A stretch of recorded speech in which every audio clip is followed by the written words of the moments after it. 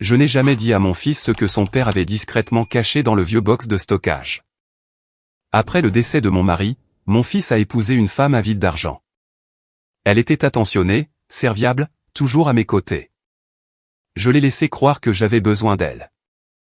Alors que j'étais à la maison à essayer de trier les affaires inachevées laissées par mon mari, mon téléphone a soudainement sonné.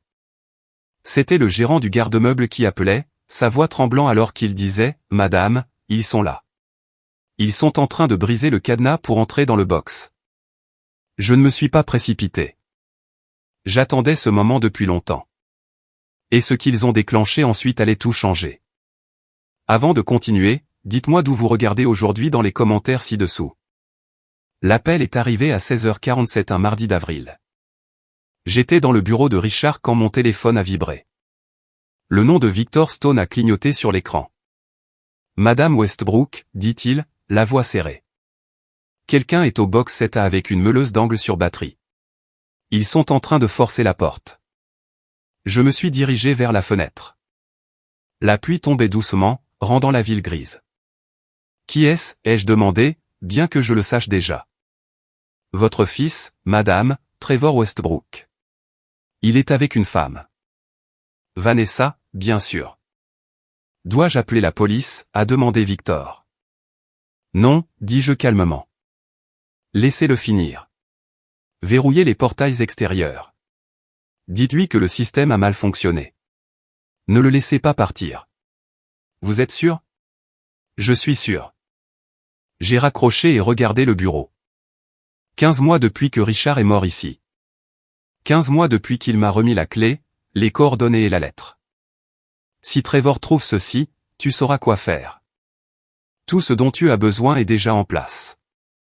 J'ai ouvert mon ordinateur portable et affiché le flux en direct du box 7A. Les caméras étaient cachées dans les dalles du plafond.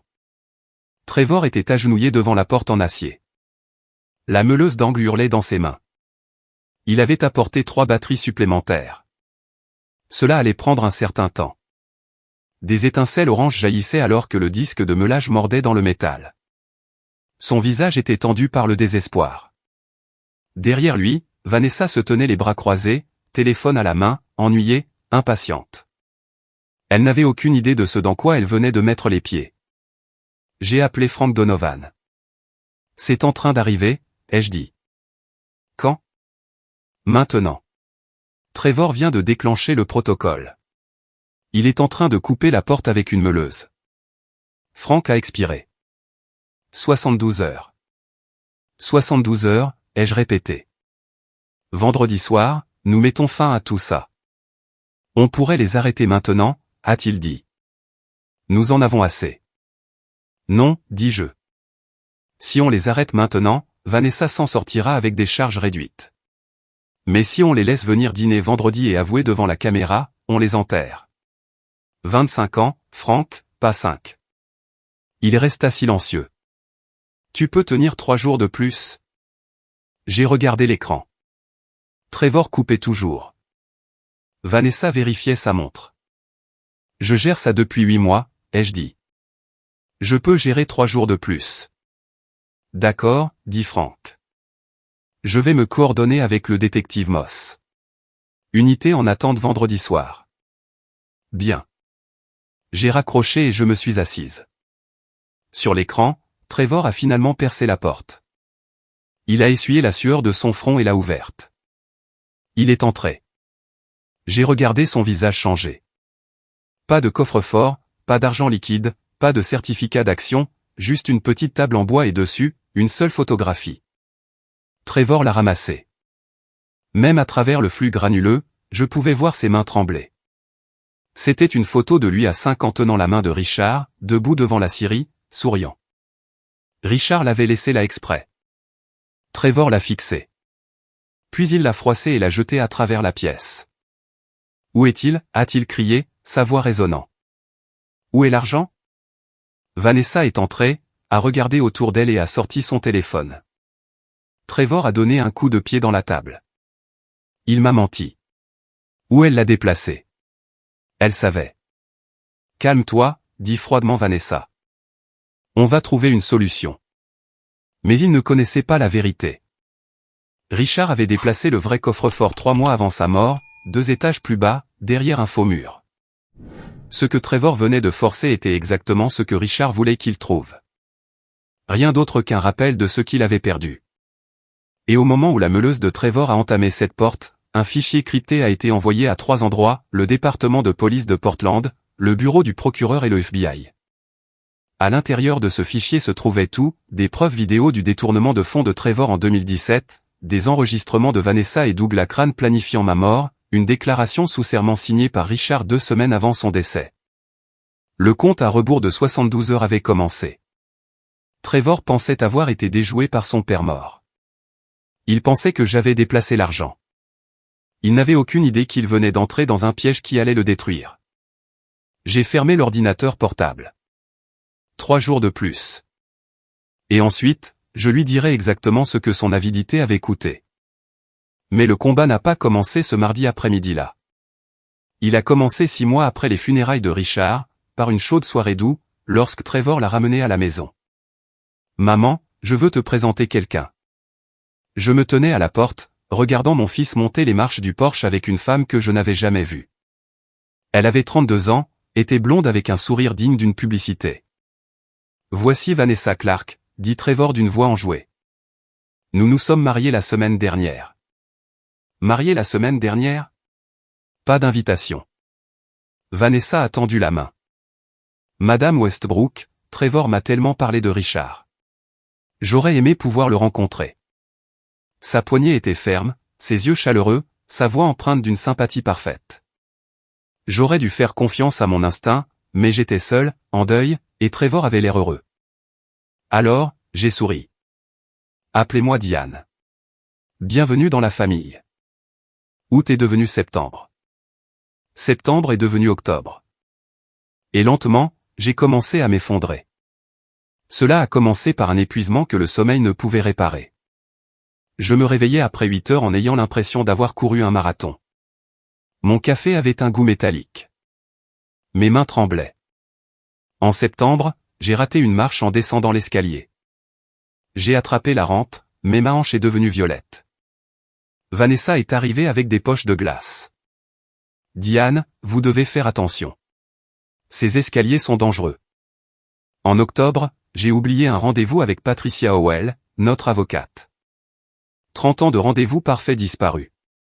Vanessa a suggéré un médecin. C'est probablement le stress. Je vais vous conduire. En novembre, j'ai laissé la cuisinière allumée, brûlant la soupe jusqu'à ce que l'alarme incendie hurle. Je suis resté là à fixer la marmite noircie, incapable de me souvenir de l'avoir mise là. Vanessa a ouvert les fenêtres, a fait du thé. C'est sérieux. Vous auriez pu déclencher un incendie. Peut-être avons-nous besoin d'autres arrangements, quelque part avec plus de soutien. Trevor a hoché la tête quand elle le lui a dit. Je l'ai vu depuis le couloir, la gratitude dans ses yeux. Et autre chose. L'espoir. L'espoir que j'accepterais. L'espoir que ce problème se résoudrait de lui-même.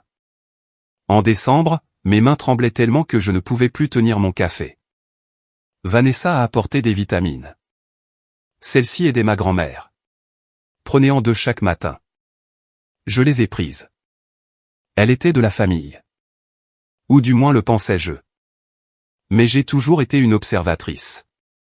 Même à travers l'épuisement, une partie de moi restait alerte. J'ai remarqué comment Vanessa préparait toujours mes vitamines, touchait toujours ma nourriture en premier, était toujours présente quand les symptômes s'aggravaient. J'ai remarqué comment elle parlait à Trevor, doucement. Des suggestions sur la vie assistée, des commentaires sur ma santé déclinante, des mots qui ressemblaient à de l'inquiétude mais qui ressemblaient à autre chose. J'ai remarqué comment elle regardait la maison, pas comme une famille, mais comme quelqu'un qui fait l'inventaire. Une nuit fin décembre, après que tout le monde se fut endormi, je suis descendu. La maison était sombre sauf la lumière de la cuisine que Vanessa avait laissée allumée. J'ai ouvert son flacon de vitamines, en ai versé une dans ma paume. Elle avait l'air normale. Mais les choses normales ne font pas trembler les mains. N'efface pas la routine. Ne vous font pas tomber dans des escaliers que vous avez montés 10 000 fois. J'ai trouvé un sac Ziploc, y ai mis 3 pilules, les cacher dans le bureau de Richard. Puis je me suis tenu dans cette cuisine sombre et j'ai pris une décision. J'avais besoin de quelqu'un qui savait comment découvrir la vérité sans faire de bruit. Quelqu'un qui comprenait que les gens dangereux sourient pendant qu'ils vous font du mal. Par l'embrasure de la porte, j'ai vu le manteau de Vanessa, son sac à main. Le flacon de vitamine placé là où je le verrais chaque matin. J'ai pris une vitamine de plus et je l'ai regardé se dissoudre dans l'évier, tourbillonnant comme le mensonge qu'elle m'avait servi pendant des mois. Le lendemain matin, je passerai cet appel. Mais en me tenant là à 2 heures du matin, j'ai cessé d'être juste une veuve. Je suis devenu autre chose, quelqu'un qui ne partirait pas sans bruit, quelqu'un qui riposterait. J'ai chuchoté à la pièce vide, je dois trouver quelqu'un en qui je peux avoir confiance, quelqu'un qui sait comment exposer la vérité sans faire de bruit. Et à ce moment-là, tout a changé. Le lendemain matin, j'ai appelé Frank Donovan. Nous nous sommes rencontrés dans un petit café du Pearl District à 6 heures du matin, avant le réveil de la ville. Frank était déjà là quand je suis arrivé, assis dans le coin du fond avec 2 tasses de café. Il avait été le plus vieil ami de Richard, 40 ans dans la police de Portland avant de prendre sa retraite et d'ouvrir sa propre agence d'investigation. Si quelqu'un pouvait m'aider, c'était lui. Je me suis assise et j'ai fait glisser le sac Ziploc sur la table. À l'intérieur se trouvaient 3 pilules, petites, blanches, identiques aux vitamines que Vanessa me donnait chaque matin depuis 4 mois. J'ai besoin que tu les testes, ai-je dit. Et j'ai besoin que tu testes mon sang. Frank a pris le sac et l'a étudié sous la lumière tamisée du café. Qu'est-ce que tu penses qu'il y a dedans? Quelque chose qui me rend malade, ai-je dit. Quelque chose qu'elle met dans ma nourriture, mes boissons, tout. Il a hoché la tête lentement. Je vais m'en occuper. 2 semaines plus tard, il a appelé. Viens à mon bureau, a-t-il dit. Tu as besoin de voir ça. Le bureau de Frank était au-dessus d'une librairie sur la 23e Nord-Ouest. La pièce sentait le vieux papier et le café rassis. Il avait des documents étalés sur son bureau, des rapports de laboratoire, des résultats de toxicologie, des analyses chimiques. Il m'a tendu la première page. Université de santé et des sciences de l'Oregon. Rapport de toxicologie sanguine. Patiente Diane Westbrook. Date 15 janvier 2025. Concentration d'arsenic 0,8 mg par litre. Plage normale inférieure à 0,03 mg par litre. J'ai fixé les chiffres. Mes mains ont commencé à trembler. Tu es empoisonné, dit doucement Frank. Lentement, délibérément. Si tu avais continué à prendre ces pilules pendant encore 6 mois, tu aurais subi une insuffisance hépatique complète. Une autre année, et tu serais parti. Il m'a tendu le 2e rapport, l'analyse des pilules. Chaque capsule contient 2,5 mg de trioxyde d'arsenic. J'ai senti l'air quitter mes poumons. Nous devons l'arrêter, ai-je dit. Maintenant. Frank a secoué la tête. Pas encore, Diane. Elle t'empoisonne depuis des mois. Et si on l'arrête maintenant, m'interrompit-il, elle prend 5 ans pour agression avec une substance nocive. Peut-être 10 pour tentative de blessure avec circonstances aggravantes. Mais ce n'est pas suffisant, Diane. Il se pencha en avant. Nous devons la prendre en flagrant délit de quelque chose de plus grand. Le faux testament, la conspiration avec son avocat, le plan pour éliminer ton fils après qu'elle aura eu l'argent. Si nous attendons, si nous la laissons penser qu'elle gagne, nous pouvons l'enterrer pour 25 ans, peut-être à vie. Je l'ai fixé. Tu veux que je continue à faire semblant de mourir? Je veux que tu contrôles le jeu, a-t-il dit. Tu survis depuis 8 mois. Tu peux survivre 3 de plus. Et quand nous aurons fini, elle ne fera pas que perdre. Elle sera détruite. J'ai baissé les yeux sur le rapport d'arsenic dans mes mains. Les chiffres se brouillaient. Qu'est-ce que je dois faire? Arrête de prendre ces pilules, dit Frank. Remplace-les par de vraies vitamines, mais continue à jouer la malade. Tombe dans les escaliers. Oublie les rendez-vous. Tremble quand tu tiens ta tasse de café. Fais-lui croire que le poison fonctionne. Il a sorti un carnet. Je vais commencer la surveillance. Je vais la suivre. Enregistrer ses conversations. Trouver avec qui elle travaille. Et quand nous aurons tout, quand nous aurons la preuve de la conspiration, de la falsification et de la planification de préjudice, nous bougerons. pas avant. J'ai hoché la tête lentement. Combien de temps? 3 mois, a-t-il dit. Peut-être 4. J'ai besoin de temps pour monter le dossier. J'ai pris une profonde inspiration. D'accord, nous attendons. Pendant les 3 mois suivants, je suis devenue une actrice. Je tombais. J'oubliais. Je tremblais. Je laissais Vanessa m'aider à aller aux toilettes. Je la laissais sourire et m'apporter de la soupe et dire à Trevor à quel point elle était inquiète pour moi. Et tout le temps, Frank regardait. Fin avril, il m'a appelé. Il était 22 heures. J'étais assise dans le noir dans le bureau de Richard, fixant les lumières de la ville. Diane, a dit Frank, j'ai trouvé quelque chose et c'est pire que ce que nous pensions. Ma poitrine s'est serrée. Dis-moi.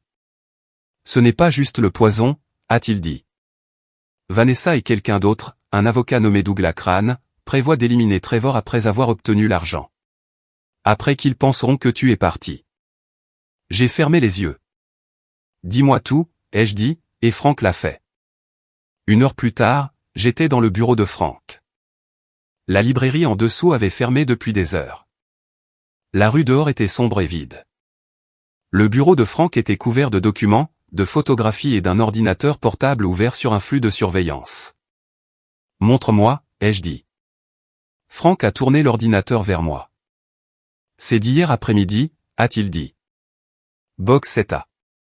Les caméras de l'installation ont tout capturé. Il a appuyé sur lecture. Les images étaient granuleuses, mais claires. Trevor était agenouillé devant la porte en acier, une meuleuse d'angle sur batterie hurlant dans ses mains. Des étincelles oranges jaillissaient alors que le disque de meulage déchirait le métal. Derrière lui, Vanessa se tenait avec son téléphone, surveillant le couloir. L'horodatage indiquait 23 avril, 13h47. Il est resté là pendant 42 minutes, a dit Frank. A changé de batterie 3 fois. A finalement percé à 14h30. J'ai regardé le visage de Trevor sur l'écran, désespéré, déterminé. Et ça, a dit Frank, ouvrant un autre fichier. Il y a 3 semaines, Trevor a acheté une meuleuse d'angle sur batterie robuste et 6 disques de coupe de métal au Home Depot de Gresham. Payé en espèces. $240. Il m'a montré le reçu. L'horodatage était clair. 30 mars, 15h17. Il planifiait ça depuis des semaines, a dit Frank. J'ai fixé le reçu. Trevor avait acheté les outils il y a 3 semaines. La même semaine, la succession de Richard est entrée en homologation. Quoi d'autre, ai-je demandé. Frank a ouvert une deuxième fenêtre, des relevés bancaires. Le 15 mars, Trevor a transféré $5 000 à Brian Mills. La ligne mémo dit frais de consultation. Qui est Brian Mills? Agent de sécurité au garde-meubles. Frank a dit, 20 ans de métier. Casier vierge jusqu'à maintenant. Je suppose que Trevor l'a soudoyé pour regarder ailleurs. Il a cliqué sur une autre page. Et le 1er avril, Vanessa a retiré $50 000 en espèces du compte joint qu'elle partage avec Trevor. Aucune explication, elle est juste entrée dans la banque et l'a pris. J'ai senti ma poitrine se serrer. $50 000. Elle se prépare à fuir, ai-je dit. Ou à payer quelqu'un, a répondu Frank. Il a ouvert un 3e fichier, un fil de discussion par email récupéré sur l'ordinateur portable de Trevor. De Trevor Westbrook à Vanessa Clark. Date 20 mars 2025.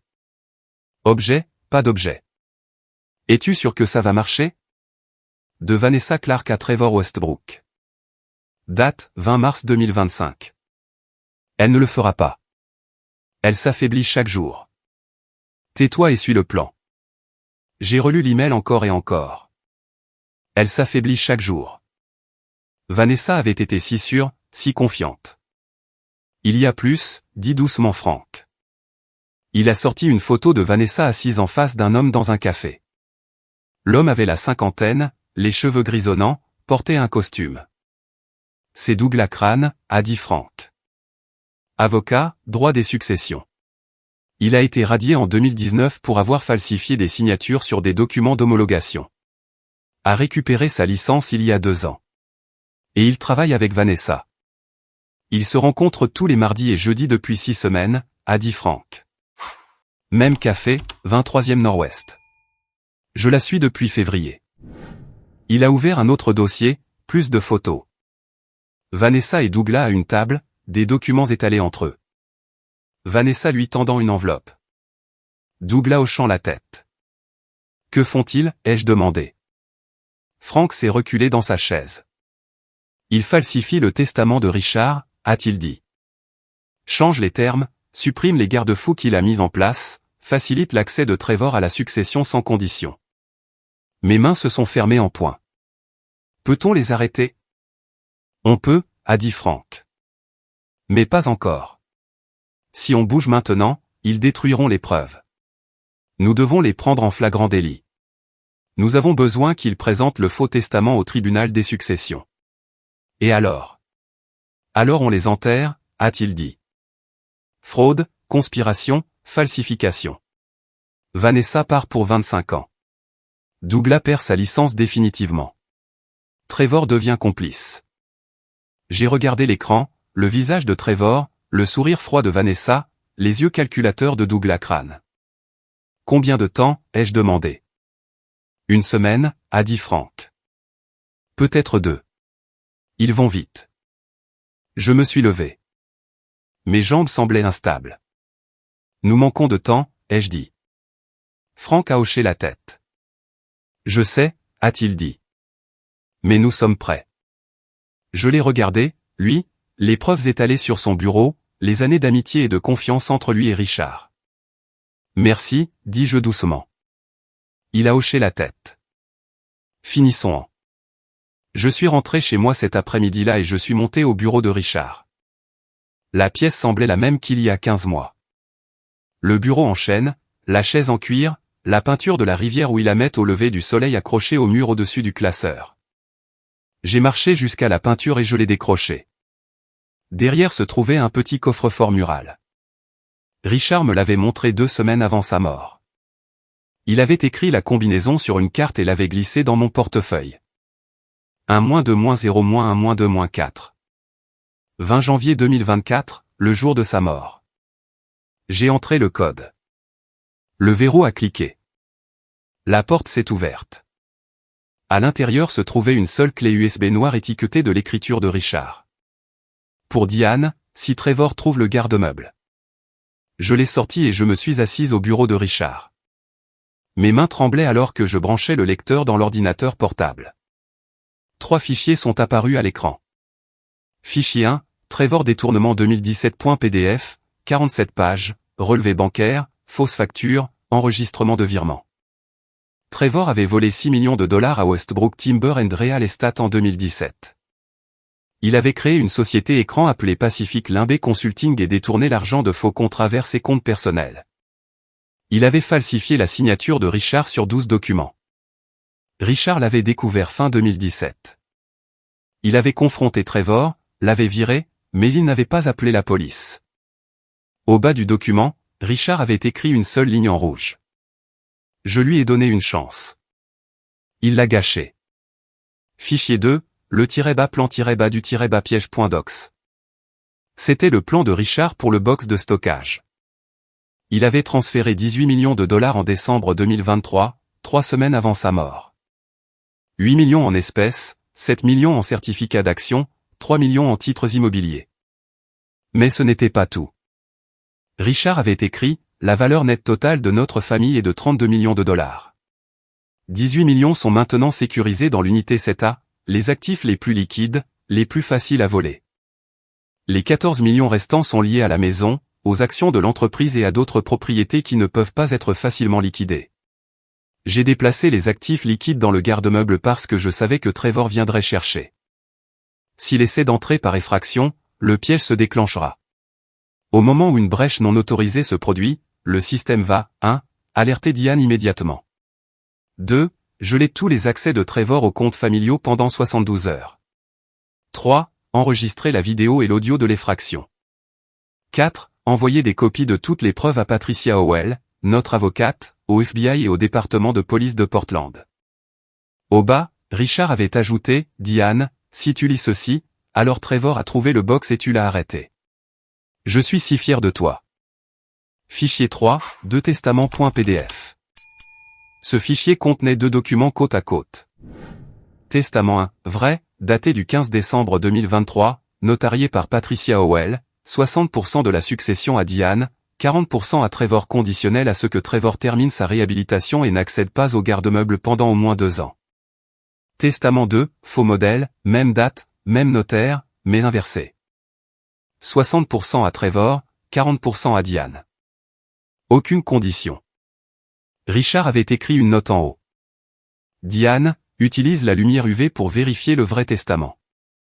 J'ai fait imprimer celui de Patricia sur du papier personnalisé Westbrook, le stock spécial de notre usine qui contient des fibres microscopiques intégrées avec le filigrane hexagonal unique de notre famille. Personne en dehors de notre entreprise n'a accès à ce papier. Douglas Crane ou tout autre faussaire peut acheter le meilleur papier du marché, mais ils ne reproduiront jamais le nôtre.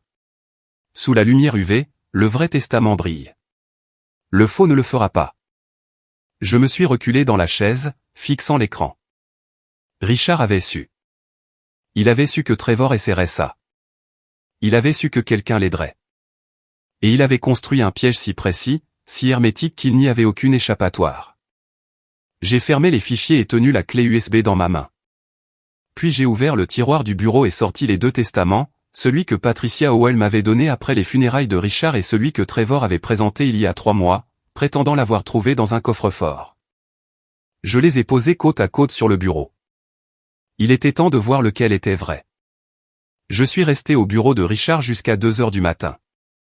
Les 2 testaments reposaient côte à côte sous la lampe de bureau, identiques, tous 2 datés du 15 décembre 2023, tous 2 notariés par Patricia Howell.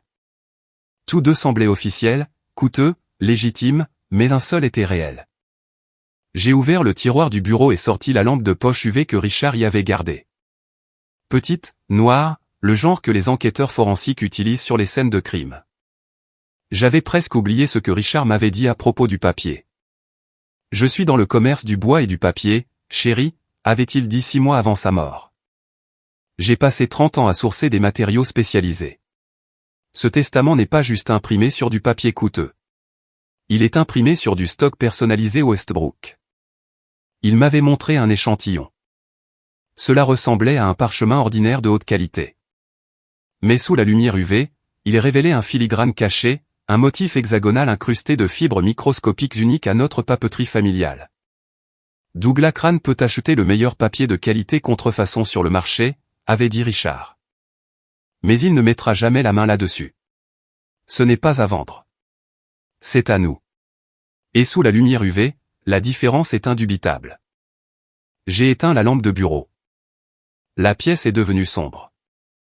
J'ai tenu la lampe de poche UV au-dessus du premier testament, celui que Patricia Howell m'avait donné après les funérailles de Richard.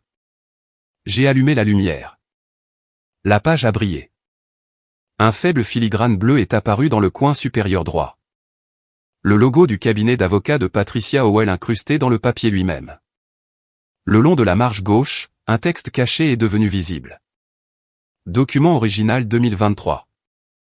La signature de Richard en bas brillait en or, une encre anti-contrefaçon qui n'apparaissait que sous la lumière UV. Et à travers toute la page, faible mais indubitable, se trouvait le motif hexagonal, de minuscules formes imbriquées tissées dans les fibres du papier. C'était le vrai testament. Je l'ai mis de côté et j'ai pris le 2e testament, celui que Trevor m'avait donné il y a 3 mois. J'ai tenu la lumière UV au-dessus. Rien. La page est restée blanche, vierge, ordinaire.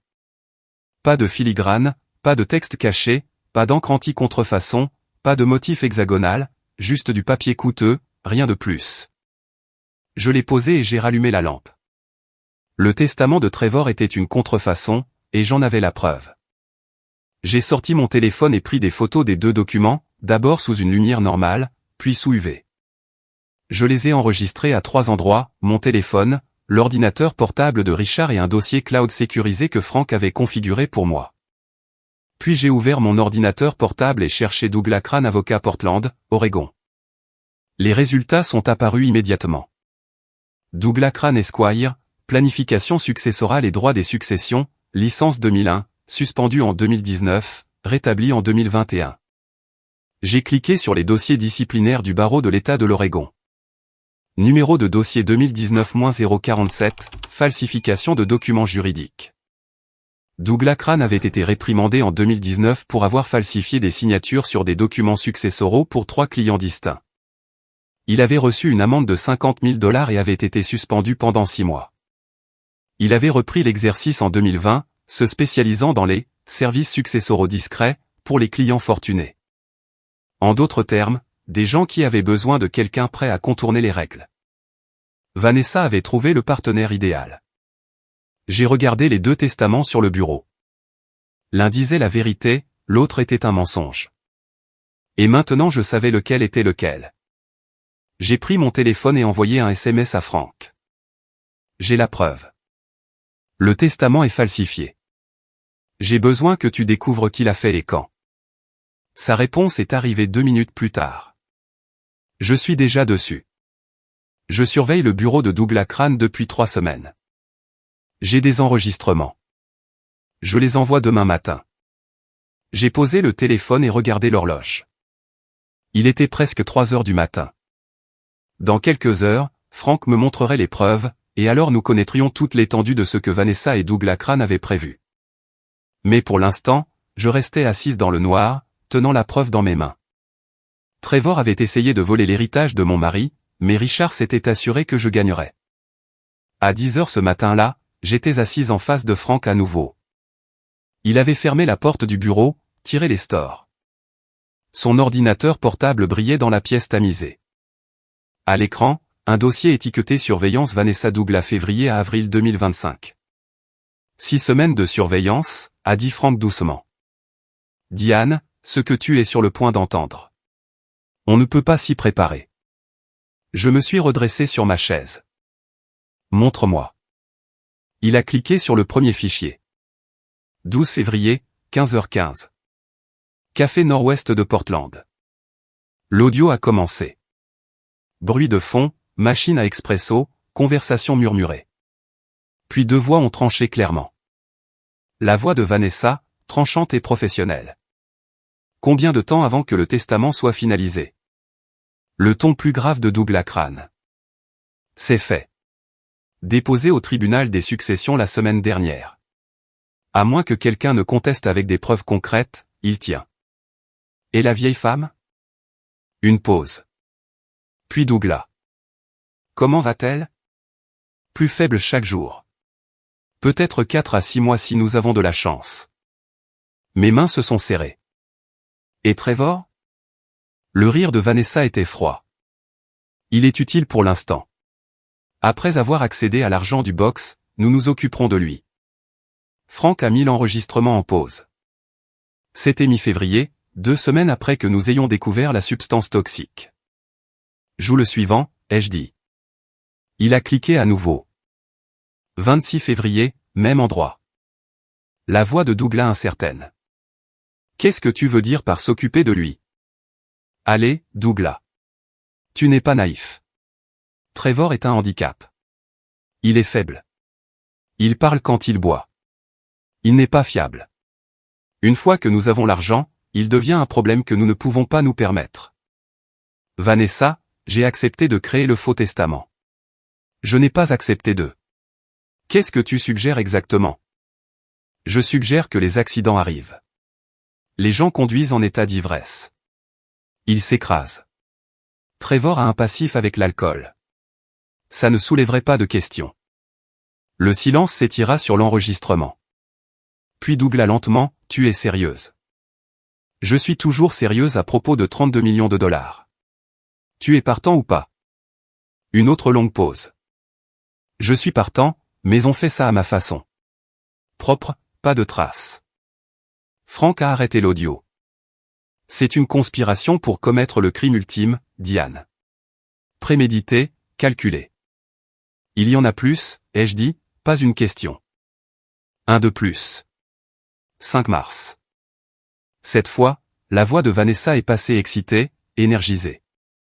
J'ai trouvé quelqu'un au garde-meuble. Brian Mills, agent de sécurité. Il laissera Trevor entrer par effraction, fera croire que Trevor a agi seul. Ensuite, quand Trevor sera emmené, nous le ferons sortir sous caution. Et sa voix a baissé. J'ai dû me pencher vers le haut-parleur. Et puis l'accident. La veuve éplorée hérite de tout. Pas d'autre héritier. 32 millions de dollars, Douglas. On partage 60 à 40. Je veux 50. Bien. 50 à 50, mais Trevor doit être géré dans le mois après avoir sécurisé les fonds. Frank a fermé l'ordinateur portable. Le bureau semblait plus petit, l'air plus épais. Elle prévoit de l'éliminer, elle chuchotait. Mon fils. Elle l'a épousé pour accéder à la succession de Richard, et une fois qu'elle l'a, Trevor devient jetable. Pas juste prévoir, a dit Frank. Elle a déjà tout mis en mouvement. Le faux testament, le pot de vin à Mills, faire entrer Trevor par effraction dans le box. Tout est conçu pour lui donner un accès légal à l'argent, puis le supprimer définitivement. Je me suis levé, j'ai fait les 100 pas jusqu'à la fenêtre. Dehors, Portland traversait sa matinée ordinaire. Les gens achetaient du café, promenaient des chiens, vivaient des vies normales. La mienne était devenue tout autre chose. J'ai besoin que tu contactes le détective Sarah Moss, ai-je dit en me tournant vers Frank. Richard la connaissait de l'association des anciens combattants. Elle est digne de confiance. Fais préparer des mandats d'arrêt pour Vanessa, Trevor et Douglas. Charge de conspiration, fraude, tentative de préjudice. Quand? Vendredi soir. Je les invite à dîner. 19h, je veux que tu installes des caméras et un enregistrement audio dans ma maison avant. Je vais les confronter avec tout, le faux testament, les substances toxiques, ces enregistrements. Et quand ils seront pris devant la caméra en train d'admettre, Sarah et son équipe interviendront. Frank m'a étudié. Diane, c'est dangereux. Vanessa a déjà prouvé qu'elle est prête à faire du mal aux gens qui se dressent sur son chemin. Je sais. J'ai croisé son regard. Mais Trevor a besoin d'entendre ça.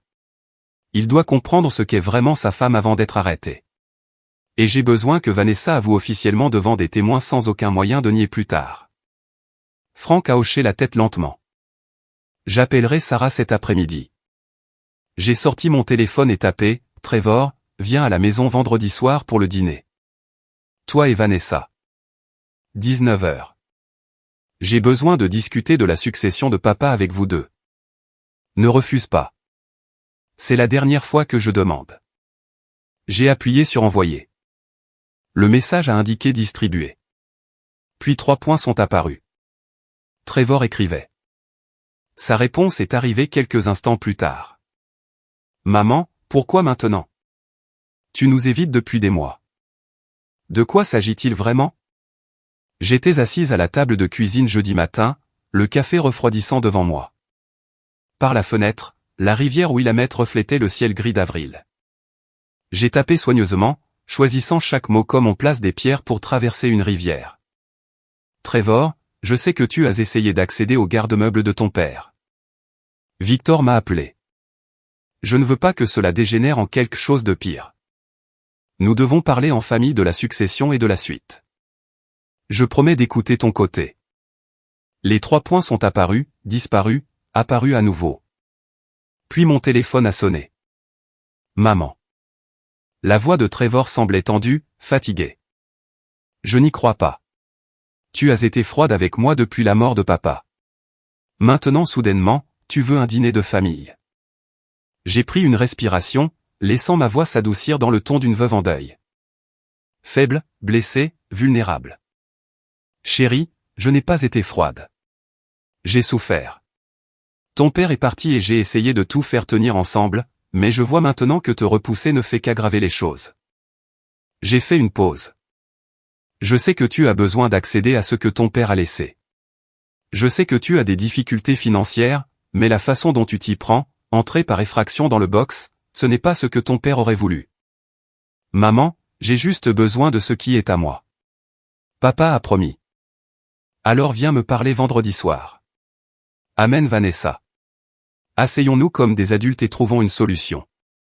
Si tu veux toujours impliquer des avocats après, d'accord. Mais donne-moi une chance d'expliquer ce que ton père voulait réellement pour toi. Le silence s'étira entre nous. Vanessa n'a pas confiance en ça, dit-il finalement. Vanessa n'a pas besoin de me faire confiance. Mais Trevor, je suis ta mère. Je t'ai élevé. Je t'aime malgré tout. Est-ce que ça ne compte pas pour quelque chose? Plus de silence, puis, d'accord, nous viendrons. 19h vendredi. Mais maman, s'il te plaît. Ne rends pas ça plus difficile que ça ne l'est déjà. Je te promets que tu auras des réponses à tout. 19h, je te verrai alors. Après avoir raccroché, j'ai immédiatement appelé Franck. Ils ont accepté. Vendredi, 19h. Peux-tu installer l'équipement? Jeudi après-midi. Je serai là à 14h. Tu es sûr de toi, Diane? Je suis sûr depuis le jour où Richard m'a donné cette clé il y a 15 mois. Je ne savais juste pas à quoi je me préparais. À l'autre bout de la ville, dans l'appartement que Trevor et Vanessa partageaient, elle se tenait à la fenêtre regardant la circulation en bas. Qu'a-t-elle dit? A demandé Vanessa sans se retourner. Trevor était assis sur leur canapé, téléphone toujours en main. Elle sait pour le box. Veut parler de la succession de papa. Elle semblait différente, plus douce. Elle te manipule, peut-être. Ou peut-être qu'elle est juste fatiguée de se battre. Il a levé les yeux vers sa femme. Vanessa, c'est ma mère. Elle a perdu son mari. On peut au moins l'écouter. Vanessa s'est retournée, l'étudiant avec ses yeux froids et calculateurs dont il s'était en quelque sorte convaincu qu'il montrait de l'amour. Bien sûr que nous pouvons, bébé. Elle traversa la pièce vers lui, se percha sur le canapé, passa les doigts dans ses cheveux. Nous irons. Nous écouterons. Et si elle essaie quoi que ce soit, nous gérons. Après que Trevor soit allé prendre une douche, Vanessa a sorti son téléphone et envoyé un SMS à Douglas Crane. On va chez elle vendredi soir. Sois prêt. Si elle sait quoi que ce soit, nous devons agir vite. Sa réponse est venue immédiatement. J'aurai des plans d'urgence prêts. Ne t'inquiète pas. Vanessa a supprimé le fil de discussion et a glissé son téléphone dans sa poche. Elle a marché jusqu'à la fenêtre de leur chambre. En bas, Portland suivait ses rythmes ordinaires. Les gens allaient au travail, vivant leur petite vie prévisible. Bientôt, elle aurait 32 millions de raisons de quitter cette ville pour toujours. Quitter Trevor. Quitter Diane. Laisser toute cette mascarade ennuyeuse derrière elle. Trevor est sorti de la salle de bain, s'essuyant les cheveux. Je suis nerveux pour vendredi. Vanessa a souri du même sourire parfait qu'elle portait le jour de leur rencontre. Ne sois pas nerveux, chérie. Tout va se passer exactement comme prévu. Il a hoché la tête, voulant désespérément la croire. Elle s'est retournée vers la fenêtre, son sourire se transformant en quelque chose de plus dur, de plus froid. Elle a chuchoté à son propre reflet, trop doucement pour que Trevor entende, bientôt, tout cela sera fini. Ils sont arrivés exactement à 19h. J'ai ouvert la porte pour trouver Trevor sur les marches du porche, les mains enfoncées dans les poches de sa veste, l'air de vouloir être n'importe où ailleurs. Derrière lui se tenait Vanessa dans une robe couleur crème, son sourire parfait et exercé. Entrez, ai-je dit simplement. La table de la salle à manger était dressée pour 3. Repas simple, poulet rôti, purée de pommes de terre, haricots verts. Le genre de dîner que j'avais fait 1000 fois quand Trevor grandissait. Nous avons mangé dans un quasi-silence pendant les 40 premières minutes. Trevor tentait la conversation. Maman, la nourriture est bonne. Merci de nous avoir invités. C'est toujours ta maison, chérie. Tu as grandi ici. J'ai posé ma fourchette. Je voulais juste des moments comme celui-ci avant que tout ne change. Les yeux de Vanessa se plissèrent légèrement. Diane, vous avez l'air beaucoup mieux ce soir. Ces derniers mois, quand je vous ai rendu visite, vous sembliez si frêle, mais ce soir vous semblez plus vive, plus claire. J'ai croisé son regard à travers la table. Peut-être parce que j'ai arrêté de prendre ces vitamines que vous m'avez données. La température dans la pièce a chuté de 10 degrés. Trevor a regardé entre nous, confus. Maman, qu'est-ce que tu... Je me suis levé, j'ai marché jusqu'au buffet et j'ai pris le flacon de vitamines que Vanessa m'avait donné en décembre. Je l'ai placé au centre de la table avec un léger clic. Tu te souviens de ça, Vanessa? Tu me les as donnés en décembre dernier. Tu as dit qu'elles aideraient avec mes tremblements. Je les ai prises pendant 2 mois. Puis j'ai commencé à tomber, à oublier des choses. Mes mains tremblaient tellement que je ne pouvais pas tenir une tasse de café. L'expression de Vanessa resta parfaitement composée. Diane, ce sont des compléments standards. Si vous avez eu des réactions indésirables, c'est malheureux, mais... Réactions indésirables. J'ai presque ri. C'est comme ça qu'on appelle ça? Trevor s'est reculé légèrement de la table. Maman, je ne comprends pas ce qui se passe. J'ai regardé mon fils, mon petit garçon, qui était devenu un homme que je reconnaissais à peine. Et pendant un moment, le chagrin a menacé de me submerger, mais j'étais allé trop loin pour m'arrêter maintenant. Trevor, tu te souviens en septembre dernier quand je suis tombé dans les escaliers? Toi et Vanessa êtes venus dans l'heure. Il a hoché la tête lentement.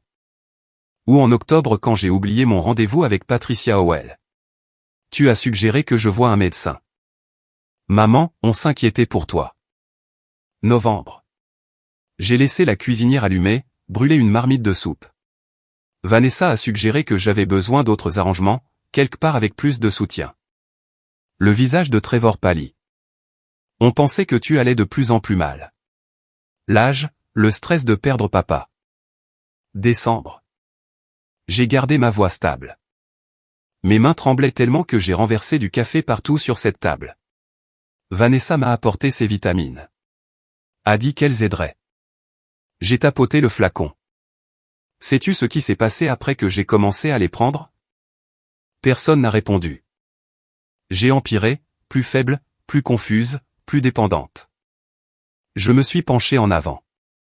Jusqu'en janvier, quand je les ai fait tester et que j'ai découvert exactement ce que Vanessa me donnait depuis des mois. Vanessa s'est levée brusquement. Je n'ai pas à écouter ces accusations. Asseyez-vous, ai-je dit calmement. Nous n'avons pas fini. Quelque chose dans ma voix l'a fait hésiter. Pour la première fois depuis que je l'avais rencontrée, j'ai vu une lueur d'incertitude traverser son visage. Elle s'est assise. J'ai marché jusqu'au buffet et j'ai pris 3 enveloppes en papier craft que j'avais préparées, chacune étiquetée clairement au marqueur noir. Enveloppe 1, la falsification. Enveloppe 2, le poison.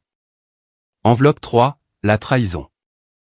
Je les ai placées sur la table entre le poulet rôti et le flacon de vitamines. Trevor les a fixées. Maman, c'est quoi ça? C'est la vérité sur ta femme, sur la succession de ton père, sur ce que vous deux avez planifié. J'ai croisé le regard de Vanessa. Ou devrais-je dire ce que Vanessa et Douglas Crane ont planifié tout en t'utilisant comme leur pion. La tête de Trevor a claqué vers Vanessa. Douglas Crane? Qui est? On y viendra. J'ai pris la première enveloppe. Mais d'abord, parlons de falsification. J'ai regardé les deux. Mon fils qui avait choisi l'avidité plutôt que la famille et la femme qu'il avait épousée pour accéder à une richesse qu'elle n'avait jamais gagnée. Ma voix était de glace. Commençons par la façon dont vous avez falsifié le testament de votre père. J'ai ouvert la première enveloppe lentement, délibérément, les laissant regarder. Les laissant se demander quelles preuves j'avais rassemblées alors qu'ils pensaient que je mourrais. 2 documents ont glissé sur la table entre les assiettes, côte à côte, identiques en apparence. Ils sont tous deux datés du 15 décembre 2023. Tous deux notariés, tous deux portant la signature de votre père. J'ai regardé Trevor. Mais un seul est réel. Trevor s'est penché en avant, les étudiants. Ils ont l'air identiques. C'est le but d'une bonne contrefaçon. J'ai pointé le document de gauche. Ceci est le testament que Patricia Howell m'a donné après les funérailles de votre père. Il me laisse 60% de sa succession. 40% à toi, à condition de terminer ta réhabilitation et de ne pas accéder au garde-meubles pendant 2 ans. J'ai déplacé mon doigt vers le document de droite. Ceci est le testament que tu as présenté il y a 3 semaines. Celui que tu as dit venir du coffre-fort personnel de papa. Il inverse les pourcentages. 60% pour toi, 40% pour moi. Pas de conditions, pas de période d'attente. C'est ce que papa m'a dit, dit Trevor, la voix montant. Il a dit que j'aurais la majorité parce que j'étais censé continuer l'entreprise. Ton père n'a jamais dit ça. J'ai gardé ma voix égale. Mais quelqu'un t'a convaincu qu'il l'avait fait. J'ai mis la main dans ma poche et j'ai sorti la petite lampe de poche UV. Il y a un moyen simple de déterminer l'authenticité. Ton père savait que des gens essaieraient de falsifier son testament. Alors, il a demandé à Patricia d'utiliser des matériaux spécialisés. J'ai éteint les lumières de la salle à manger. Dans l'obscurité, j'ai allumé le faisceau UV. Le document de gauche, ma copie, s'est animé sous la lumière ultraviolette. Des filigranes bleues ont fleuri dans le coin. Le sceau du cabinet d'avocat de Patricia Howell brillait. Un texte caché est apparu le long de la marge. Document original 2023. La signature de Richard scintillait en or. J'ai déplacé la lumière vers le document de Trevor. Rien. Le papier est resté blanc vierge. Pas de filigrane, pas de texte caché, pas de signature brillante, juste du papier ordinaire et de l'encre standard. J'ai rallumé les lumières. Trevor fixait les deux documents, le visage se vidant de sa couleur. Je ne savais pas, maman, je jure que quelqu'un m'a donné ce testament et a dit qu'il était légitime. Qui te l'a donné, Trevor? Il a regardé Vanessa. Tu l'as fait. Tu as dit que ton ami avocat l'avait trouvé dans le coffre de papa à la banque. Tu as dit que c'était le vrai. L'expression de Vanessa resta parfaitement calme. Trevor, ta mère te manipule. Je n'ai aucune idée de quoi elle parle. Si quelqu'un a falsifié un testament, ce n'était pas moi. J'ai sorti un deuxième jeu de papier de l'enveloppe. Des photographies de surveillance, 8 d'entre elles, chacune horodatée et datée. Je les ai étalées sur la table. Vanessa assise dans un café avec un homme d'âge moyen en costume coûteux. 8 février, 15h15. 15 février, 15h15. 22 février. Chaque mardi pendant 6 semaines. C'est Douglas Crane. J'ai dit, avocat spécialisé en droit des successions. Il a été radié en 2019 pour avoir falsifié des signatures sur des contrats immobiliers.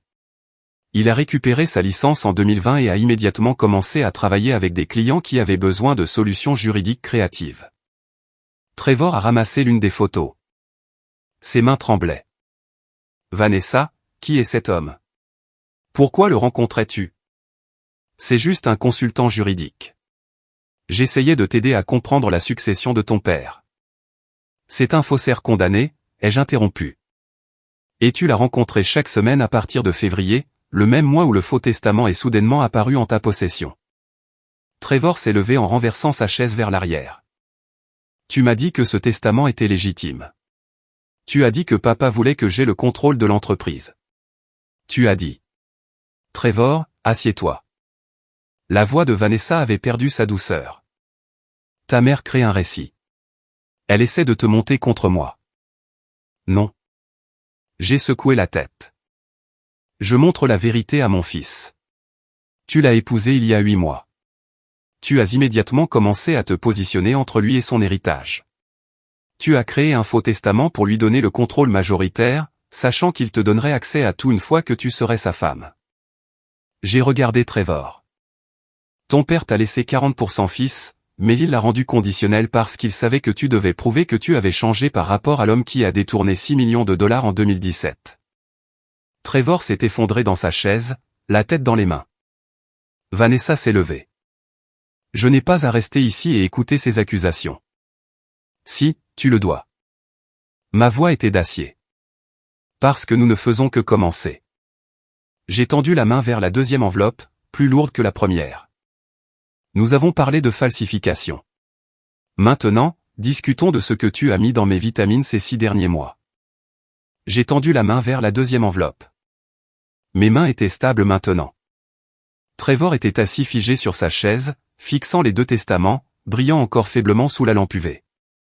Vanessa était devenue très immobile.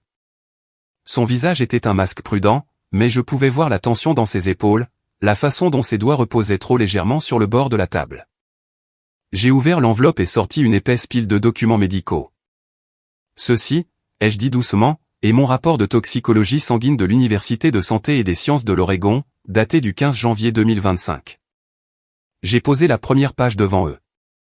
L'entête était indubitable. Les chiffres étaient surlignés en jaune. Concentration d'arsenic 0,8 mg par litre. Plage normale inférieure à 0,03 mg par litre. Trevor s'est penché en avant, plissant les yeux sur la page. Maman, qu'est-ce que c'est? Ça signifie, ai-je dit, que quelqu'un a mis une substance nocive dans mon corps depuis des mois. Lentement, soigneusement, j'ai sorti le deuxième document, une analyse de laboratoire des compléments vitaminiques que Vanessa me donnait. Les mêmes vitamines qu'elle me tendait chaque matin avec un sourire et un verre d'eau. Chaque capsule contient 2,5 mg de trioxyde d'arsenic. Le visage de Trevor est devenu pâle. Non, non, ce n'est pas, à 2 pilules par jour, ai-je continué d'une voix calme, j'aurais subi une insuffisance hépatique complète dans les 6 mois. Arrêt total des organes en 1 an.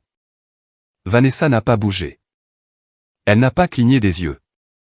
J'ai plongé la main dans l'enveloppe une fois de plus et j'ai sorti un reçu d'achat. Je l'ai placé directement devant elle.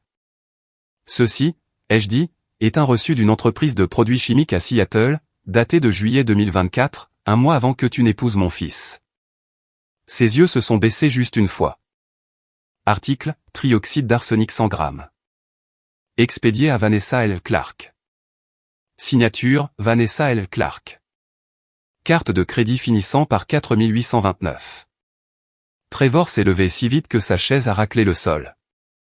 Vanessa, dis-moi que ce n'est pas vrai. Elle l'a regardé. Son visage était encore calme, presque serein. Trevor, dit-elle doucement. Ta mère est confuse. Elle est malade depuis des mois. Tu l'as vu toi-même. Je l'ai vu, ai-je dit. Et tu t'es assuré que tout le monde le voit aussi. Je me suis tourné vers Trevor. Chaque fois que je tombais, chaque fois que j'oubliais quelque chose, chaque fois que mes mains tremblaient, elle était là avec de l'eau, avec des pilules, avec de l'inquiétude. Les lèvres de Vanessa se sont pincées en une ligne fine. Elle m'a rendu faible, ai-je dit. Elle m'a fait paraître incompétente. Elle t'a fait croire que je perdais la tête, et quand je serais parti, elle et Douglas Crane auraient tout contrôlé. La voix de Trevor s'est brisée. Maman, es-tu en train de dire qu'elle a essayé de t'éliminer? J'ai dit, oui. Le masque de Vanessa a finalement glissé. Sa voix est devenue froide. Tu étais sur le chemin. Tu n'avais pas besoin de 32 millions de dollars. Tu étais déjà vieille. J'accélérais juste les choses. Trevor a reculé en titubant comme s'il avait été giflé. Mais voilà le truc, ai-je dit en me penchant en avant. J'ai arrêté de prendre tes pilules en février. J'ai remplacé chacune d'elles par de vraies vitamines. Et depuis 3 mois, je fais semblant. Les yeux de Vanessa se sont élargis juste un peu. Mais la partie la plus difficile, ai-je continué, n'a pas été d'arrêter le poison. C'était de faire semblant d'être encore mourante. Je l'ai regardée directement. J'ai dû m'étudier, apprendre comment mes mains tremblaient quand l'arsenic était à son pire, m'exercer au tremblement devant le miroir chaque matin, utiliser du maquillage pour rendre mon visage plus pâle, des cernes sous les yeux, des joues creuses. J'ai traîné les pieds en marchant. J'ai oublié des choses exprès. Je t'ai laissé m'aider à aller aux toilettes. J'ai fait une pause. Parce que je savais que tu me regardais à chaque seconde, chaque respiration, et si je montrais même une lueur de force, tu saurais que quelque chose n'allait pas. La mâchoire de Vanessa s'est serrée. Pendant 3 mois, j'ai été une actrice, et tu ne t'es jamais douté de rien. J'ai fait un geste vers la bibliothèque. La petite lentille était à peine visible derrière le dos d'un vieil atlas. Je rassemblais des preuves, ai-je dit, et je montais un dossier. Et en ce moment, Frank Donovan et le détective Sarah Moss de la police de Portland regardent toute cette conversation sur un flux en direct depuis les caméras cachées dans cette pièce. Trevor s'est retourné pour regarder. Son visage était cendré. Ils sont en route, ai-je dit.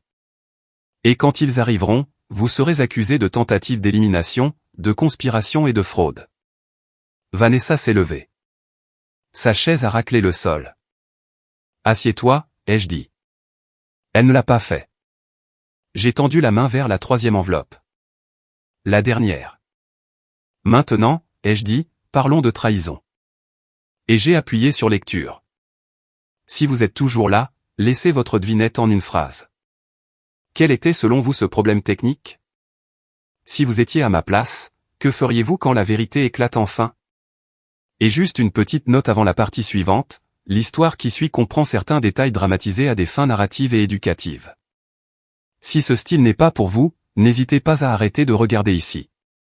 La voix de Vanessa a rempli la pièce. Elle provenait des haut-parleurs cachés derrière la bibliothèque. Claire, froide, indubitable. 26 février 2025, 15h22. Il devient un problème. C'était Vanessa. Plate, professionnelle. Alors nous le gérons, répondit Douglas Crane. La tête de Trevor a claqué vers le son. Comment? Demanda Vanessa. Un accident. La voiture sort de la route. Défaillance des freins. Ça arrive. Trevor resta figé. Et le timing? Une fois que nous avons le box déverrouillé. Une fois que nous avons les 18 millions de dollars, alors nous mettons ça en scène. Trevor pourra être la perte tragique de la famille en deuil. Vanessa a ri doucement. Il est faible. Il a volé 6 millions à son père et n'a pas pu les garder. Il est inutile maintenant. Trevor a reculé en titubant. Vanessa, tu allais me finir? Oui. Les yeux de Vanessa sont restés sur moi, froids. Vous planifiez cela depuis le jour où vous l'avez rencontré, ai-je dit. Le mariage, le testament, le garde-meuble. Une fois que vous aviez l'argent, il n'était qu'un autre obstacle. Trevor s'est effondré sur sa chaise, les mains sur le visage. J'ai arrêté l'enregistrement. Silence. Trevor a levé les yeux, les larmes coulant. Maman, je ne savais pas. Je le jure. Je sais, ai-je dit. Vanessa s'est levée. Sa chaise a raclé le sol. Assieds-toi, ai-je dit. Elle ne l'a pas fait. Elle s'est tournée vers la porte. 3 coups secs. La porte s'est ouverte. Le détective Sarah Moss est entrée, grande, le regard vif, le badge de la police de Portland à la ceinture. Derrière elle, Frank, 3 officiers en uniforme. Vanessa Clark, a dit le détective Moss, vous êtes en état d'arrestation pour conspiration en vue de commettre un préjudice, tentative d'élimination et falsification de documents juridiques. Vanessa n'a pas couru, n'a pas crié, est juste restée là. Un officier s'est avancé avec des menottes. Trevor Westbrook, a continué Moss. Vous êtes également en état d'arrestation pour conspiration, destruction de propriétés sécurisées et complicité de fraude. Le visage de Trevor s'est effondré. Non, s'il vous plaît. Maman, s'étrangla-t-il. Je suis désolé. Je ne savais pas. L'officier a tiré ses mains en arrière. Les menottes ont cliqué. Trevor est tombé à genoux, sanglotant. Alors qu'il conduisait Vanessa vers la porte, la radio du détective Moss a crépité. Moss, ici l'unité 4 APDX. Nous avons détenu Douglas Crane à la porte d'Alaska Airlines. Il tentait d'embarquer sur un vol pour Grand Cayman.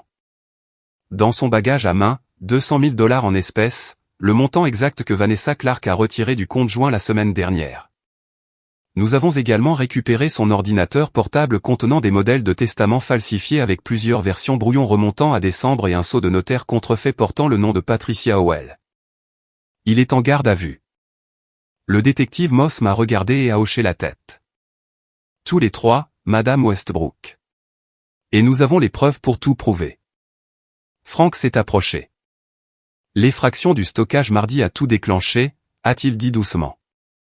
Quand la meuleuse de Trevor a entamé cette porte, le protocole de Richard a envoyé un fichier crypté au procureur, au FBI et à la police de Portland.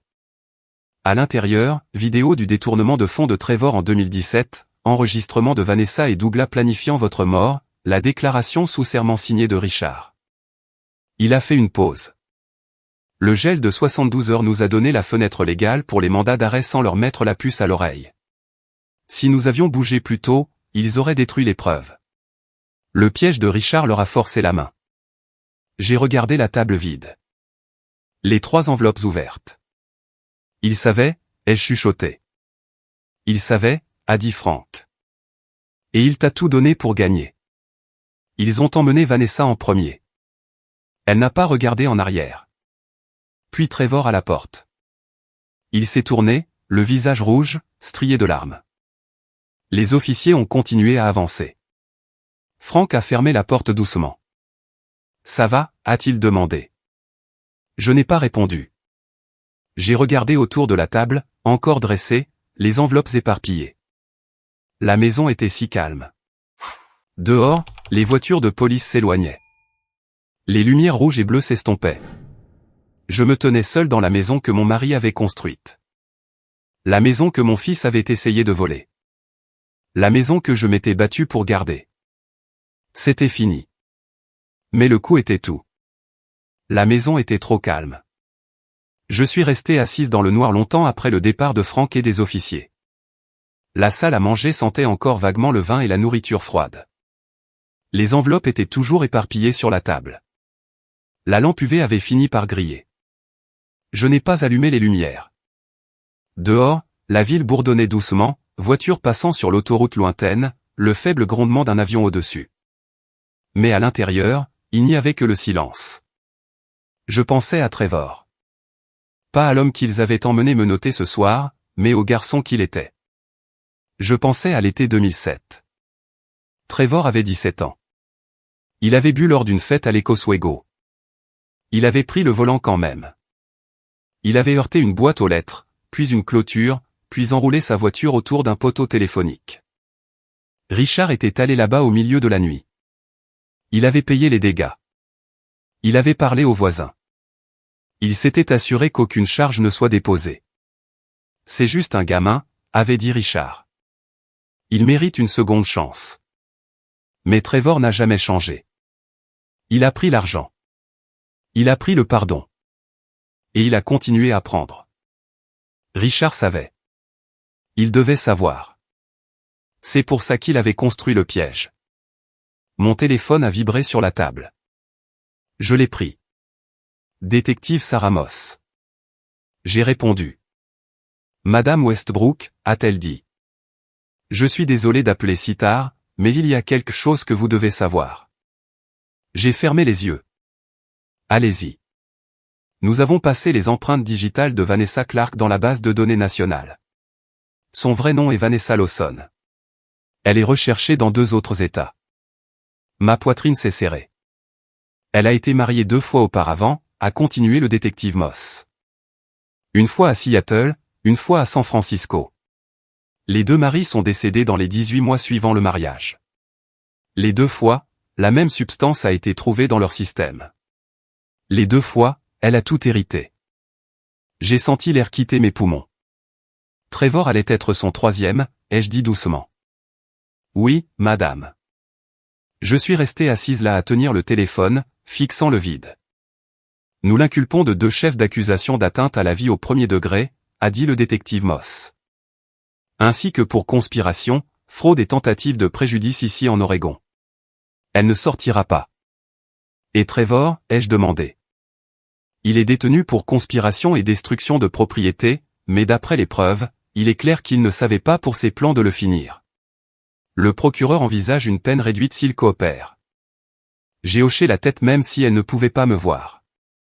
Merci, détective. Madame Westbrook, dit-elle doucement.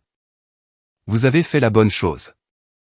Je n'étais pas sûr de la croire, mais je l'ai remerciée quand même. L'appel s'est terminé. Je suis resté assise dans le noir pendant un long moment. Puis j'ai entendu la porte d'entrée s'ouvrir. Franck est entré. Il n'a pas frappé. Il ne le faisait jamais. Tu es encore réveillé, a-t-il demandé. Je ne pouvais pas dormir, ai-je dit. Il s'est approché et s'est assis en face de moi. Il a posé quelque chose de petit sur la table entre nous. Une clé. Qu'est-ce que c'est, ai-je demandé. La clé de Richard, a dit Franck. Celle du box de stockage.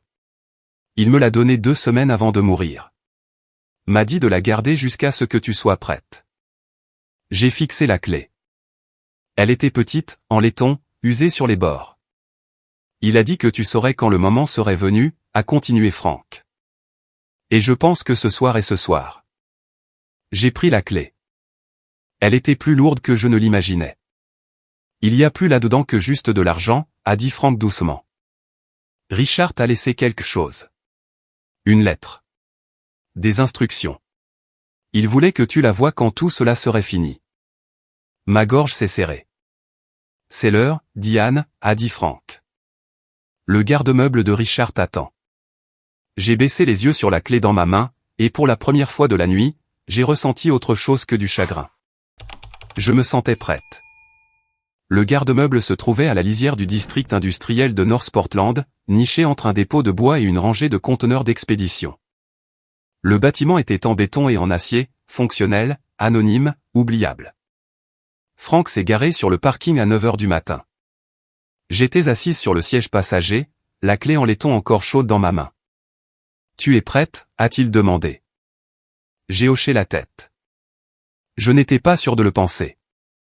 Victor Stone nous attendait à l'entrée, un homme aux cheveux gris dans la soixantaine avec un visage buriné et un presse-papier.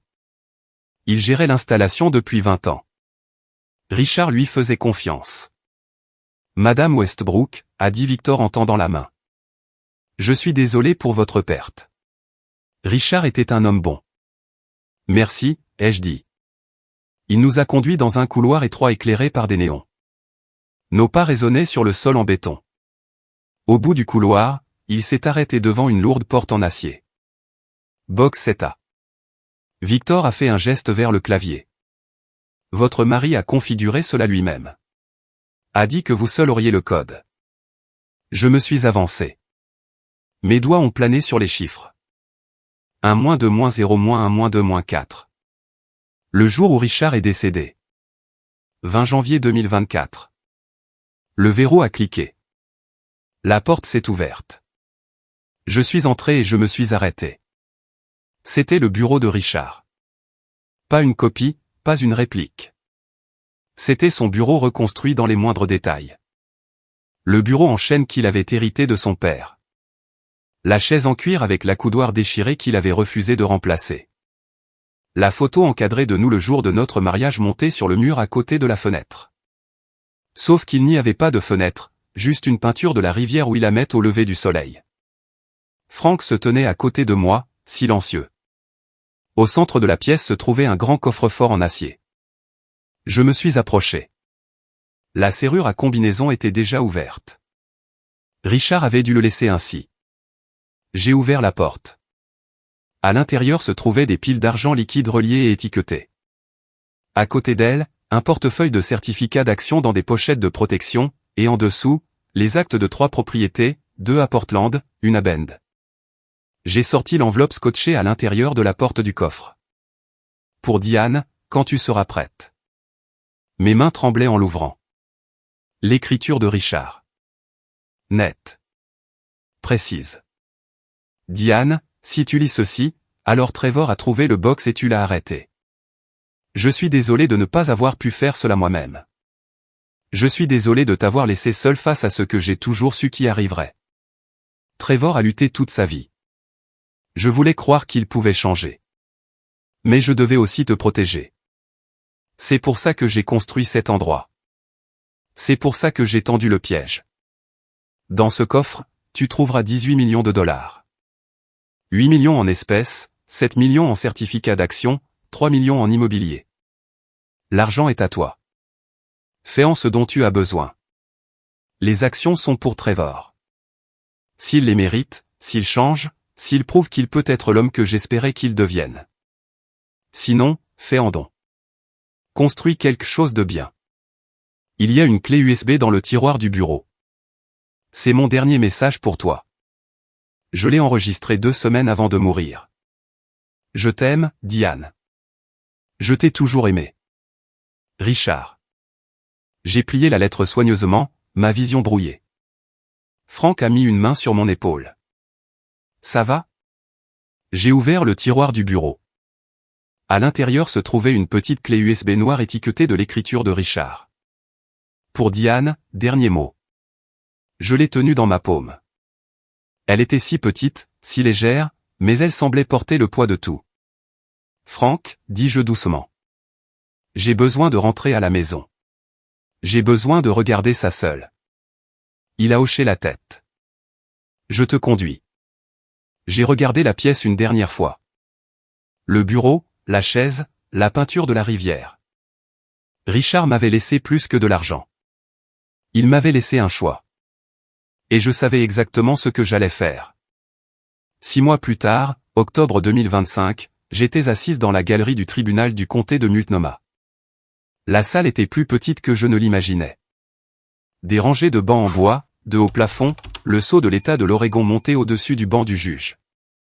La lumière du soleil filtrait à travers de hautes fenêtres, projetant de longues ombres sur le sol. Frank était assis à côté de moi. Il ne disait rien. Il n'en avait pas besoin. L'huissier a appelé la cour à l'ordre. La juge Maria Ansley est entrée, une femme dans la fin de la cinquantaine aux cheveux argentés et aux yeux vifs et stables. Elle avait examiné l'affaire pendant des semaines. Aujourd'hui, c'était le verdict.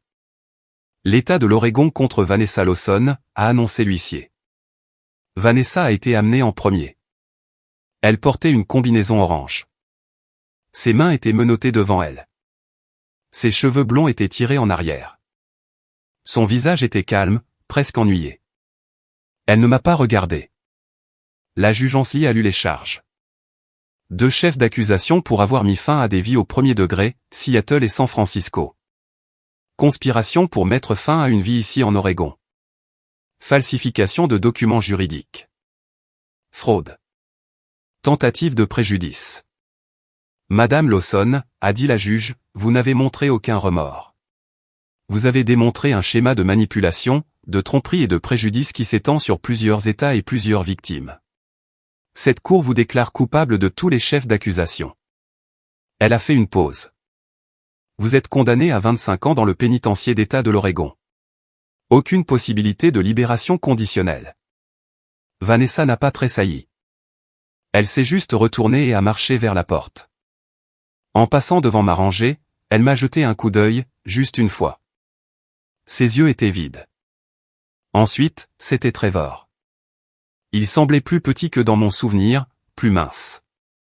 Ses cheveux étaient coupés courts. Ses épaules affaissées. Quand l'huissier l'a amené, ses yeux ont trouvé les miens immédiatement. Il a mimé les mots « Je suis désolé ». Je n'ai pas répondu. La juge Ansley a lu ses charges. Conspiration pour commettre une fraude, destruction de propriété sécurisée, complicité de corruption. Monsieur Westbrook, a dit la juge, les preuves montrent que vous avez été manipulé par Madame Lawson. Mais vous avez aussi fait des choix. Des choix qui ont mis en danger votre famille et violé la loi. L'avocat de Trevor s'est levé. Votre honneur, mon client a pleinement coopéré à l'enquête. Il a exprimé de profonds remords. Il est entré dans un programme de réhabilitation. J'ai lu les rapports. La juge Ansley a dit, Monsieur Westbrook, vous êtes condamné à 8 ans. Avec une bonne conduite, vous pourriez être éligible à une libération anticipée après 5 ans. Les genoux de Trevor ont fléchi. L'huissier l'a stabilisé. Il s'est tourné vers moi une fois de plus. Son visage était mouillé de larmes. Maman, a-t-il dit. Je suis tellement désolé. J'ai détourné le regard. Douglas Crane a reçu 5 ans pour falsification et conspiration. Il avait coopéré à l'enquête, ce qui lui a valu une peine réduite. Brian Mills, l'agent de sécurité qui avait pris le pot de vin de Trevor, a reçu 2 ans. La salle d'audience s'est vidée lentement. Frank et moi sommes sortis dans la lumière d'octobre. L'air était frais et vif. Les arbres le long des marches du tribunal étaient brillants de couleurs automnales, or, rouge et orange. Tu vas bien, a demandé Frank. Ça ira, ai-je dit. 2 semaines plus tard, je me tenais dans une salle de conférence en ville avec un avocat, un comptable et une pile de paperasse. J'ai signé mon nom au bas de la dernière page. La Fondation Richard Westbrook. 18 millions de dollars. La totalité. La mission de la Fondation était simple, soutenir les victimes de fraude financière, aider les familles touchées par des substances nocives et fournir une aide juridique et des conseils aux personnes âgées ciblées par des prédateurs. Richard avait voulu construire quelque chose de bien, quelque chose qui durerait. Maintenant, je le ferai pour lui. Ce soir-là, je suis rentré dans la maison calme de Forest Heights. Je suis monté au bureau de Richard. La clé USB était toujours sur le bureau où je l'avais laissée il y a 6 mois. Je n'avais pas été capable de la regarder. Pas encore. Mais maintenant, après le procès, après la fondation, après tout, j'étais prête. J'ai pris le petit lecteur noir et l'ai tenu dans ma main. C'est l'heure, ai-je chuchoté, et je me suis assise pour entendre la voix de mon mari une dernière fois. Janvier 2026. Le pénitencier d'État de l'Oregon était à 2 heures de route de Portland. J'ai fait le trajet un mardi matin froid, la route humide de la pluie de la nuit. Trevor avait l'air différent, plus mince. Son visage avait perdu sa douceur. Ses mains étaient stables sur la table entre nous. Je suis dans un programme, a-t-il dit doucement. Conseil en toxicomanie, littératie financière, et j'écris des lettres aux gens que j'ai blessés.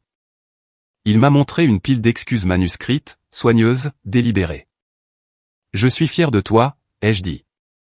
Ses yeux se sont remplis de larmes. Je ne mérite pas ça. Peut-être pas, ai-je dit. Mais tu essaies. C'est plus que ce que tu as jamais fait auparavant.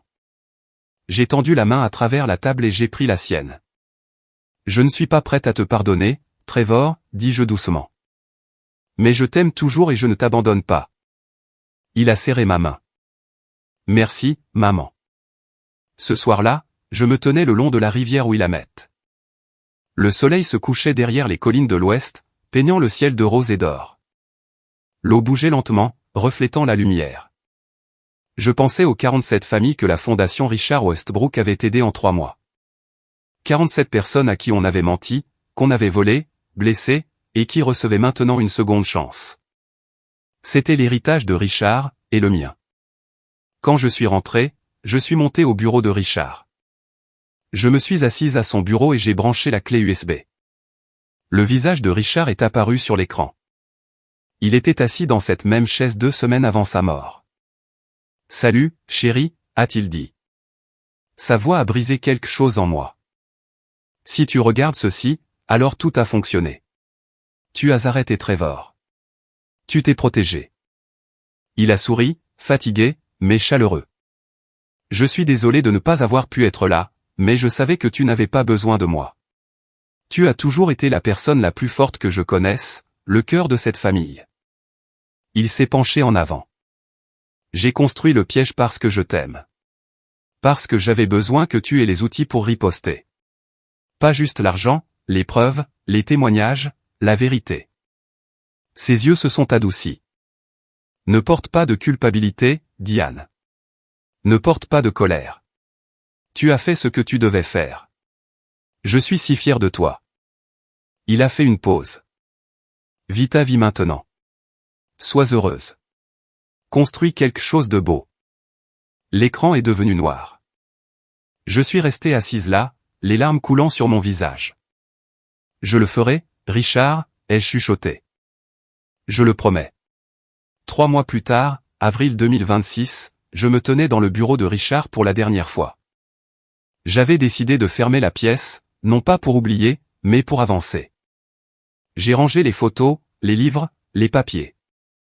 J'ai laissé la peinture de la rivière Willamette sur le mur. Un dernier appel. J'ai marché jusqu'à la fenêtre et j'ai regardé Portland. La ville s'étendait en dessous de moi, ponts, bâtiments, la rivière serpentant à travers tout ça. J'avais 64 ans. J'avais perdu mon mari. J'avais perdu mon fils, du moins pour l'instant. J'avais fait face à la trahison, au mal et au chagrin. Mais j'étais toujours là. Et j'étais plus forte que je ne l'avais jamais été. J'ai fermé la porte derrière moi, je l'ai verrouillée et je suis descendu dans la lumière. L'héritage n'était pas ce qu'ils avaient essayé de me prendre. C'était ce que j'avais choisi de construire. En regardant en arrière sur tout ce qui s'est passé, j'ai réalisé que ce n'était pas juste un autre moment d'histoire de drames familiaux. C'était une leçon sur la confiance, les limites et le prix de l'amour. J'ai entendu tellement d'histoires de grand-mère au fil des ans, des histoires de trahison et de survie. Mais je n'aurais jamais pensé devenir l'une d'entre elles. J'étais la femme qui faisait confiance trop facilement, qui voulait croire que mon fils pouvait changer, qui a failli payer cette croyance de ma vie. Ne soyez pas comme moi. N'ignorez pas les signes avant-coureurs.